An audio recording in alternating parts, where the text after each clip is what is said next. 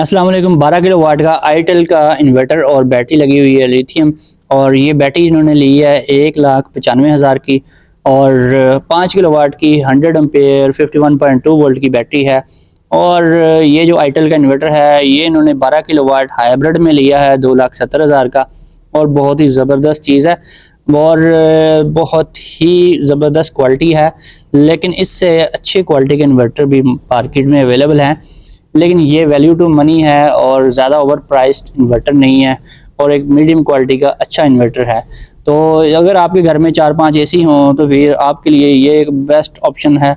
इन्होंने साथ net meeting भी करवाई हुई है और इसकी डाटा शीट चेक कर लें। इसमें सिर्फ एक मसला है, जो महंगे इन्वर्टर्स में यहाँ पर 500 वोल्ट नहीं होते, 800 वोल्ट तक होते हैं। इसमें 500 वोल्ट हैं, यानी कि स्ट्रिंग इसमें बड़ी नहीं लगा सकते। और 27 एम्पेयर इसके दोनों ट्रैकर्स का करंट है। और इसके अलावा इसमें PV1 PV2 के 2 स्लॉट्स हैं और 26 पैनल इन्होंने लगाए हुए हैं। और इसके अलावा जो इसमें आपने एक काम और करना है कि आपने इसमें बड़ी स्ट्रिंग नहीं बनानी, आपने मैक्सिमम 9 या 10 पैनल की इसमें स्ट्रिंग बनानी है। एक जो स्ट्रिंग आपने बनानी है, या फिर आप 8-8 पैनल की बना लें या 6-6 की करके बना लें। यहाँ पर एक काम ख़राब है, वायर्स आप देख लें 729 बहुत पतली वायर लगी हुई है। और ये 729 यहाँ पे नहीं लगानी चाहिए, चाहे ग्रिड में लगाएं चाहे लोड में लगाएं। और जेन पोर्ट में भी वही है। तो ये जो पीवी की केबल्स हैं ये 12 mm की हैं, लेकिन ये भी लोकल केबल्स हैं, चलें फिर भी बहुत अच्छी केबल है। ये तकरीबन इन्होंने 16 mm करके ली है। और अगर लोकल हो तो बहुत ज़्यादा हैवी गेज लगाएंगे तो मसला कोई नहीं है, उसमें फिर आपको अच्छा रिजल्ट मिलता है। अगर ओरिजिनल केबल आप लगाते हैं 6 mm ही एनफ होती है। तो यहाँ पर जो इनकी बैटरी है ये इसके साथ अटैच्ड है, इसके ऊपर ज़्यादा लोड नहीं डालते। इनका मैक्सिमम जो लोड होता है वो इन्होंने हैवी लोड अलग से लगाया हुआ है और ज़्यादातर वापडा के ऊपर ही चलता है या फिर सोलर के ऊपर चलता है। बैटरी के ऊपर लोड नहीं आता और 75% तक जब बैटरी आती है तो इनका लोड जो है वो शिफ्ट हो जाता है। अगर वापडा मौजूद हो तो ठीक है, नहीं तो फिर वो बंद हो जाता है। तो इस तरह से इनका सेटअप बहुत अच्छा चल रहा है। और नेट मीटिंग इन्होंने करवाई हुई है। तकरीबन अगर बादल आजकल जैसे आ रहे हैं 40, 50, 60, 55 ऐसे डेली के यूनिट्स बन रहे हैं, और जिस दिन धूप सही निकली हो तो 70 से लेकर 80 यूनिट्स तक एक दिन में इनके ग्रिड में फीड हो जाते हैं। और इसके अलावा लोड के ऊपर भी डिपेंड करता है, अगर आप ज़्यादा लोड डालेंगे तो फिर नेट मीटिंग जो है वो उस हिसाब से काम करेगी। अगर आप लोड बिल्कुल नहीं डालेंगे तो फिर आपके इस सेटअप के साथ तकरीबन कोई 100 यूनिट के राउंड अबाउट जा सकते हैं ग्रिड में।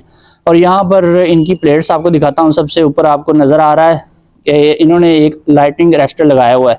लाइटनिंग अरेस्टर जो इन्होंने लगाया हुआ है इसमें एक फॉल्ट है। इसके साथ एक तो इन्होंने वायर बहुत पतली लगाई हुई है, 729 या फिर 736 भी नहीं है, 729 ही केबल लगी हुई है। और जो लाइटनिंग अरेस्टर है ये तो ठीक लगा हुआ है, लेकिन इसकी वायर इस फ्रेम के साथ इन्होंने घुमा फिरा के बड़ी दूर से लेकर गए हैं और बिल्डिंग के अंदर से लेकर गए हैं लाइटनिंग अरेस्टर की वायर। यानी कि जब आसमानी बिजली गिरेगी तो फिर वहाँ से फ्रेम के पास से होकर सारा कुछ नीचे जाएगा। तो पीवीसी जो है वो कंट्रोल नहीं करती वायर की और इसमें से बाहर आसमानी बिजली जो है निकल जाती है। और ये जो इन्होंने क्लैंप लगाए थे, जे हुक लगाए थे, वो इनके सही काम नहीं कर रहे थे, वो ज़्यादा बड़े लेकर इन्होंने सी चैनल के साथ लगाए।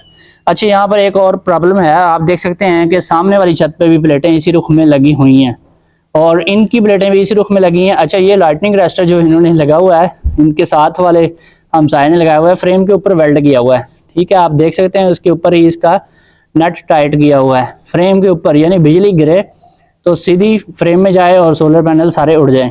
तो इन्होंने लगाए हुए हैं जी, ये गुटके आपको नज़र आ रहे हैं, ये फाइबर के गुटके हैं जो कि इसकी बिजली को कंट्रोल करते हैं। ये भी कुछ लेंथ ही होने चाहिए। ठीक है, इसकी लेंथ 1 इंच जो है ये फजूल है।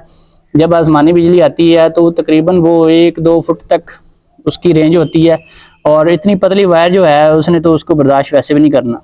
और दूसरी बात ये है कि आपने बिल्डिंग के साथ नहीं इसको अटैच करना, बिल्डिंग से आपने बाहर ही फेंक देनी है। यहाँ पे कोई हुक नहीं लगाना, कोई कील नहीं आपने लगाना और इस तरह की मरोड़ियाँ नहीं देनी है आपने, नहीं तो आपकी बिल्डिंग के अंदर ही वो बिजली चली जाएगी। और बिल्डिंग के अंदर आपको पता है कि करंट आ जाए तो फिर लोगों की दीवारें तक क्रैक हो जाती हैं। तो यहाँ पर इन्होंने सबसे बड़ी मिस्टेक ये की है, प्लेटों के साथ साथ उस वायर को लेके गए हुए हैं और जगह जगह उस पर जोड़ भी लगे हुए हैं। तो वैसे कहीं से करंट निकले ना निकले, जोड़ से लाजमी निकलेगा। ऊपर टेप लगाई हुई है इन्होंने, ठीक है। यहाँ पे ये देखें, ये पाइप के अंदर अब चली गई है ये तार, और ये वाली बाहर ही है, और ये वायर हर प्लेट के साथ साथ होती हुई जा रही है। और ये कोई तरीकाकार नहीं होता अगर आपने लाइटनिंग अरेस्टर लगाना है। और ये हुक देखें इनका, ये भी लटक रहा है। ये बड़े हुक भी होते हैं, छोटे भी होते हैं। अगर आप सी चैनल लगा रहे हैं तो इसकी आप पैमाइश करें, आपको कितने इंच लेंथ वाला हुक चाहिए, तो उस टाइप का हुक आपको लेके लगाना चाहिए। बाद में फिर इन्होंने ये एक्स्ट्रा लोहे की पत्रियां रख के खुद से हुक बना के वेल्ड किए हुए हैं, ताकि प्लेटें फौरी तौर पे तो महफूज हो जाएं। बाकी ये हुक जो हैं ये बाद में चेंज करके लगाएंगे, या इनको काट के छोटा कर लेंगे तो ये भी काम चल जाएगा। और इसके अलावा यहाँ पर देखते जाएं आप, इनकी जो आसमानी बिजली वाली वायर है वो कहाँ से होके जा रही है। ये देखें किधर से होके किधर पहुंची है, और अब यहाँ पे भी जोड़ है। ये सोल्यूशन टेप आसमानी बिजली को कभी भी नहीं रोकने वाली, ठीक है ना। और ख़ास तौर पे जो पीवीसी इतना पतला है इस वायर का, ये भी नहीं आसमानी बिजली को कभी भी नहीं रोकेगा। तो यहाँ से ये पाइप के अंदर गई, यहाँ पे इन्होंने बड़ी अक्लमंदी का मुजाहरा किया है, उसके लिए अलग पाइप यूज़ किया है। अच्छी बात है, लेकिन ये तरीकाकार सही नहीं है। इनको चाहिए था कि बिल्डिंग से बाहर फेंकते, तार सीधी जाती गली में, और बोर भी इन्होंने गली में कर रखा है, लेकिन पूरे घर के अंदर से राउंड लगा के वायर बिल्डिंग में से होके, फ्रेम में से होके, हर जगह से होके फिर यहाँ से फिर बाहर को जा रही है। तो यहाँ से सीधा गली में नहीं जा रही, यहाँ से नीचे जाएगी, नीचे से भी तकरीबन कोई 25-30 फुट फिर घर के अंदर से होके बाहर गली में जाएगी। तो एक तो तार भी बहुत ज़्यादा लेंथी लगी है, और दूसरा बिल्डिंग में आ गई। अब ये जे हुक देख लें आप कितना लंबा है, तकरीबन कोई एक आध इंच छोटा होता तो यहाँ पर इजीली टाइट हो जाता। इसको अगर टाइट करेंगे तो ये प्लेट के अंदर घुस जाएगा, और मोस्टली लोग यही गलती करते हैं। अच्छा, इसकी चूड़ी काफ़ी लंबी है, आप इसी को खोल कर एक ग्राइंडर या कटर रखें अपने पास, तो उसके ज़रिए काट काट के इसको लगा सकते हैं। कोई मसला ही नहीं है, मैक्सिमम 1 घंटा लग जाएगा, लेकिन काम सही हो जाएगा। इन छोटी छोटी गलतियों की वजह से लोगों का लाखों का नुकसान हो जाता है। और ये भी कोशिश करनी चाहिए कि सपोर्टें ज़्यादा से ज़्यादा लगनी चाहिए, यानी कि इसके नीचे जो लेग्स हैं, जो इसके पाए हैं, वो ज़्यादा से ज़्यादा लगने चाहिए, ताकि आप ये सी चैनल तो लगा रहे हैं, ये बहुत मजबूत चीज़ है, लेकिन जब तक बेस ही नहीं होगी किसी चीज़ की तब तक कोई फ़ायदा नहीं। अच्छा, इसके अंदर पैकिंग भी आप देख सकते हैं। कोई टायर वगैरह का काम अगर कोई करता है कहीं पे, तो कहीं पे बहुत ज़्यादा स्क्रैप टायर्स पड़े हुए होते हैं, वहाँ से उनके पास कटर भी होता है, हर तरह की चीज़ टायर की काट के दे देते हैं। तो टायर की अगर आप रबड़ कटवा लेंगे तो इसके अंदर फंसा दें। यहाँ पे ये देखें कितनी स्पेस है, कोई 2 सूत्र या 2.5 सूत्र मोटा टायर होना चाहिए। तो उस साइज़ के वो छोटे छोटे पीस आपको काट के दे देगा बंदा, सस्ते भी पड़ेंगे, वैसे भी वो स्क्रैप होता है। तो इसके नीचे लगा के जब कसेंगे तो आपके यही जो हुक जो हैं ये आपको काटने बिल्कुल नहीं पड़ेंगे, आपका टाइम भी वेस्ट नहीं होगा, आपकी चीज़ भी ख़राब नहीं होगी, और मजबूती भी एक्स्ट्रा हो जाएगी। यानी कि जब टायर रख के इसको कसेंगे तो ये एक तो पीछे आ जाएगा, दूसरा ये है कि इसकी कसाई भी अच्छी हो जाएगी। इसमें आपको वाशर देकर जो कसाई करनी पड़ती है वो भी नहीं करनी पड़ेगी, और ये कभी भी खुलेगा नहीं, क्योंकि इसमें फ्लेक्सिबिलिटी आ जाएगी थोड़ी सी। अच्छा, ये जो जिनको के पैनल्स हैं इसकी ओरिजिनलिटी को लाजमी चेक किया करें। ये जो फ्रंट साइड पे ग्लास के पीछे कोड लगा हुआ है, इसको आपने स्कैन करना है, ठीक है। आजकल ये वेबसाइट के अंदर ये स्कैन नहीं होता, इसको आपने गूगल लेंस खोल के उसमें जाके इसको स्कैन करना है। ये जो ऑप्शन आ जाएगा यहाँ पे, इसको आपने कॉपी कर लेना है, सेलेक्ट टेस्ट करना है। कॉपी करने के बाद आपने ले जाना है इसको जिनको एसएन ऑथेंटिकेशन वेबसाइट में, वहाँ पे जाके इस कोड को डालेंगे तो फिर इसकी वेबसाइट खुल जाएगी। तो फिर वहाँ पे आपको दिखाएंगे कि किस डेट को ये पाकिस्तान ये माल जो है कंपनी ने भेजा है, और इसको मंगवाने वाला कौन है, कौन सी कंपनी है या डीलर है जिसने इसको इंपोर्ट करवाया है। तो यहाँ पे पाकिस्तान भी सिलेक्ट करना है, नीचे कोड भी लगाना है। ये तो आमतौर पे हर किसी को आता है ये तरीका, लेकिन कुछ लोग क्या करते हैं, इसकी साइड के ऊपर प्लेट के ऊपर एक वाइट कलर का स्टिकर लगा होता है बारकोड का, वहाँ से स्कैन करके चेक करवा देते हैं, या बैक साइड पे स्टिकर होता है वहाँ से भी चेक करवा देते हैं। तो वहाँ पे जो स्टिकर्स हैं वो चेंज हो जाते हैं ये, लेकिन जो ग्लास के फ्रंट साइड पे जो अंदर स्टिकर होता है वो चेंज नहीं हो पाता आसानी से। जब तक आप उसके एल्युमिनियम के फ्रेम को नहीं खोल लेंगे ऊपर से, तब तक उसको चेंज नहीं कर पाएंगे। तो यहाँ से ये स्कैन हो चुका है और ये वेबसाइट खुल चुकी है इसकी, और इसकी डिटेल आ रही है, यानी कि फरवरी में उन्होंने डिलीवरी की है, प्रोडक्शन डेट इसकी जनवरी की है। तो अभी ये जो मंथ है ये तकरीबन कोई जुलाई का मंथ है, जुलाई और अगस्त का है। तो इन्होंने जुलाई में सेटअप लगाया है और ये काफ़ी पुराना माल है, कहीं मेरे ख्याल में स्टॉक में पड़ा होगा। अच्छा, एक और चीज़ आपको दिखाऊं, इसमें एक और फॉल्ट भी है। 15-16 लाख इन्होंने लगाया है टोटल इस सेटअप के ऊपर। 26 पैनल लगे हुए हैं और ये स्टैंड आपके सामने है। यहाँ पे आपने यूज़ करना है ऑप्टिमल टिल्ट, इसका एंगल चेक करने के लिए। टिल्ट एंगल यानी कि झुकाव का आपने एंगल चेक करना है और देखना है कि कितना टिल्ट है इसका। तो ये पैनल तकरीबन सीधे ही लग रहे हैं, थोड़ी सी डिग्री है इसकी। तो यहाँ मैं आपको चेक करके दिखाता हूँ, ये तकरीबन कोई 6 डिग्री या 7-8 डिग्री के राउंड अबाउट है। प्लेट जब उठाएंगे इस तरह से तकरीबन 18 से लेकर 22 डिग्री तक।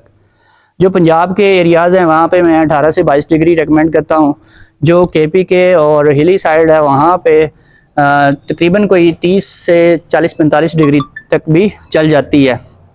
तो यहाँ पर इनको पैनल पीछे से इतना उठाना चाहिए था, ठीक है, और यहाँ पर डिग्री होनी चाहिए थी, जो कि इनकी डिग्री पूरी नहीं है, ये 6 डिग्री है, तो इतनी कम डिग्री। अच्छा, एक और मसला भी है, जितने भी पैनल लगे हुए हैं जिसने स्टैंड बनाया है, हर किसी की अपनी अपनी डिग्री है, थोड़ा बहुत फ़र्क है हर पैनल में। ये नहीं होना चाहिए, इससे थोड़ा सा एफिशिएंसी में फ़र्क ज़रूर पड़ता है, लेकिन 1-8 डिग्री की खैर है। अगर 4-5 डिग्री का फ़र्क आ जाए तो परफॉर्मेंस आपको सही नहीं मिलेगी, एनर्जी आपको पूरी नहीं मिलेगी, क्योंकि सीरीज़ में सारे पैनल्स होते हैं। तो यहाँ पर देखें इसकी 8 डिग्री है, तो इन सब का जो एंगल है सेम होना चाहिए। दूसरी बात, डिग्री के अलावा भी एक और चीज़ होती है, वो ये होती है कि आपने कंपास लेकर डायरेक्शन चेक करनी होती है। ज़्यादातर जो वेल्डर हैं, मैंने अक्सर देखा है, वो छत पे चढ़ने के बाद इधर उधर सर घुमा के देखते हैं कि किसका रुख किधर को है।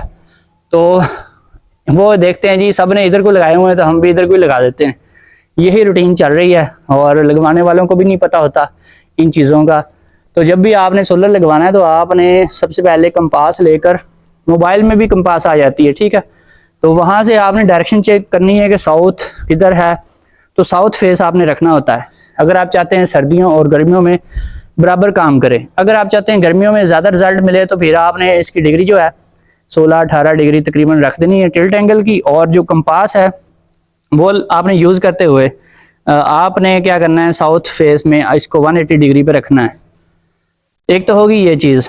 दूसरी चीज़ ये है कि अगर आप चाहते हैं कि शाम को भी चले तो शाम को चलाने के लिए फिर आपने इसको वेस्ट वाली साइड पे थोड़ा सा कर देना है, यानी 180 डिग्री से बढ़ा देनी है डिग्री।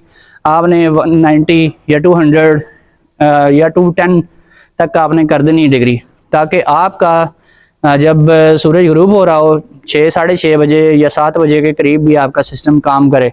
अब देखें सूरज एक साइड पे है जो कि वेस्ट साइड बनती है, और जो इनके सोलर पैनल्स हैं वो साउथ से भी थोड़े से ईस्ट की तरफ हैं। साउथ जो है 180 डिग्री में बनता है, इन्होंने 170 डिग्री पे लगाए हुए हैं, तो ये भी बात ठीक नहीं है। और इससे ये है कि इनका जो सिस्टम है शाम को जल्दी काम करना बंद कर देगा। दिन के टाइम तो पीक टाइम में जब आप देखेंगे इसी सिस्टम की ज़्यादातर लोगों ने इसी तरह से सिस्टम लगाया होता है, तो पीक टाइम में तो उनको पूरी पावर मिल रही होती है, लेकिन सुबह जल्दी स्टार्ट नहीं होता, शाम को देर तक नहीं चलता, ये मसाइल आते हैं। फिर आप लोग लगाते हैं जी बाईफेशियल पैनल। जो बाईफेशियल पैनल होते हैं जी, ये बाईफेशियल पैनल हैं, डबल ग्लास हैं जी, ये नीचे से भी काम करते हैं। नीचे से क्या खाक काम करेंगे जब आपने इनको पीछे से उठा के नहीं रखा हुआ। जब टिल्ट एंगल ही 6-7 डिग्री होगा तो बाईफेशियल का तो प्रोग्राम ही बढ़ गया, उसने काम नहीं करना, ठीक है ना, सिर्फ फ्रंट से ही काम करेगा। तो बाईफेशियल अगर लगाना है, एक तो 2 काम आपने करने हैं। फिर एक तो पीछे से भी उठाना है, यानी कि इसका जो टिल्ट एंगल है वो भी आपका कम से कम 22 डिग्री होना चाहिए, ठीक है, 18 से 22 डिग्री अगर आप पंजाब में रहते हैं तो होना चाहिए इतना। बाकी अगर आपने खुद फाइंड आउट करना है तो फिर आपने अपने लैटिट्यूड के हिसाब से इसको फाइंड आउट कर सकते हैं। इसके ऊपर भी मैं पहले वीडियोस बना चुका हूँ, आपको बता चुका हूँ। तो दूसरी बात यह है कि एक तो आपने टिल्ट एंगल ज़्यादा रखना है, और दूसरा ये है कि बाईफेशियल पैनल्स का, अब ये देख लें प्लेटें किधर को हैं और सूरज किधर है, ठीक है ना। तो फिर आपने थोड़ा सा इसको वेस्ट की तरफ फेरना है, यानी कि आपने 200 या फिर 220 डिग्री के राउंड अबाउट आपने इसको रखना है, ताकि आपका ये सेकंड टाइम में भी काम करे। ये देखें ये 180 डिग्री और थोड़ा सा इधर को फेरा तो ये चला गया ऊपर को। तो लोग ज़्यादातर क्या करते हैं, एक तो वो अपनी छत के ऊपर जो उनके प्लाट का जो जिस हिसाब से एंगल होता है उसी हिसाब से सीधी लाइनों में प्लेटें रख देते हैं, ताकि हमारी जो जगह है वो ख़राब ना हो, तो थोड़ी स्पेस में ज़्यादा से ज़्यादा प्लेटें आ जाएं। अगर वो डिग्री चेंज करेंगे, इसका जो फेस है वो चेंज करेंगे, तो फिर उनके पास ये प्रॉब्लम आ जाती है कि उनके पैनल कम लगते हैं, जगह ख़राब हो जाती है। तो लेकिन अगर आपके पास जगह खुली डुली है तो फिर आपको सही तरीके से इसकी फिटिंग करनी चाहिए। इसके अलावा दूसरी बात ये है कि यहाँ पे मसला ये भी आता है, लोग समझते हैं कि पैनल जो हैं वो हमारे अच्छे नहीं हैं, किसी के पैनल सही हैं, उसने अच्छी कंपनी के लिए हैं इसलिए उसको अच्छा रिजल्ट मिल रहा है। ये बात इतनी ज़्यादा मैटर नहीं करती जितनी ज़्यादा ये डिग्री और फेस ये करता है। दूसरी बात ये है कि कुछ लोग क्या करते हैं कि वो इसमें जो मैंने पहले भी बताया, एक जगह मैंने फॉल्ट भी ये निकाला था, ठीक है ना, कि एक बंदे ने शुमाल की तरफ रुख करके नॉर्थ वाली साइड पे पैनल लगाए हुए थे 0 डिग्री में। वो तो उनका फॉल्ट ये आ रहा था कि मैंने इस पे पहले भी वीडियो बनाई है एक, उनका फॉल्ट ये आ रहा था कि सुबह सुबह उनका जो सिस्टम था वो ऑन नहीं होता था। तकरीबन 9 बजे जाके ऑन होता था, उसके बाद 11 बजे तक पीक पे जाता था, उसके बाद वो फिर पीछे को जाना शुरू कर देता था, ठीक है। उसका करंट जो है कम होता होता 4 बजे बिल्कुल ख़त्म हो जाता था। तो जब छत पे चढ़ के चेक किया तो उनका जो रुख था वो शुमाल की तरफ था। इसके अलावा दूसरी मज़ाहिका खेज़ बात यह थी कि सब ने ही, अच्छा ये बात मैं मुल्तान की कर रहा हूँ, सब ने ही अपने पैनल्स उसी रुख में लगाए हुए थे। इनका जो वेल्डर था उसने भी उसी रुख में लगा दिए। अब ये देख सकते हैं आप, सब ने पैनल्स तकरीबन इसी रुख में लगाए हुए हैं, ठीक है। पूरे का पूरा मोहल्ला जो है सब ने पैनल्स अपने इसी तरतीब से लगाए हुए हैं। सिर्फ एक घर जो सामने वाला है मैं आपको दिखाऊंगा, उनके पैनल जो हैं उन्होंने अपनी छत के थोड़ा सा आड़ा तिरछा रख के उसको डायगोनल करके उसको लगाए हैं, यानी कि छत पे जगह तो थोड़ी सी ख़राब की है, उनके पास पैनल भी थोड़े थे और जगह बहुत ज़्यादा थी, लेकिन उनका रिज़ल्ट बहुत अच्छा मिल रहा है इनको, और उन्होंने एक्यूरेट साउथ फेस में किए हुए हैं। अगर आप साउथ फेस में नहीं कर सकते तो साउथ से आप थोड़ा सा वेस्ट की तरफ उसको फेर लें पैनल्स को, ठीक है, 10 डिग्री या 20 डिग्री कर लें। इससे ये होगा कि शाम के टाइम भी आपके जो पैनल हैं वो सूरज के बिल्कुल सामने हो जाएंगे और शाम को देर तक चलते रहेंगे। जैसा कि मैं पहले एक वीडियो में आपको अपने पैनल दिखा चुका हूँ, तो मेरे पैनल जो हैं शाम 7 बजे भी 8 पैनल हैं सिर्फ, शाम 7 बजे भी जब सूरज गुरूब हो रहा था बिल्कुल उस टाइम भी 300 वाट ईजिली मुझे दे रहे होते हैं और बेहतरीन रिजल्ट मिलता है। तो ये बहुत इंपॉर्टेंट चीज़ है, जब भी आप फिटिंग करवाएं इन चीज़ों का आप खास ख्याल रखें। वो देखें जी, वो पैनल लगे हुए हैं, उन्होंने अपनी छत के रुख के हिसाब से नहीं लगाए, उन्होंने बाकायदा कंपास लगाकर इसकी डिग्रियां सारी निकाली हुई हैं। टिल्ट एंगल भी उनका तकरीबन 16-17 डिग्री है, जो कि एक बेहतरीन एंगल है और बहुत ज़बरदस्त उनको रिज़ल्ट मिलता है।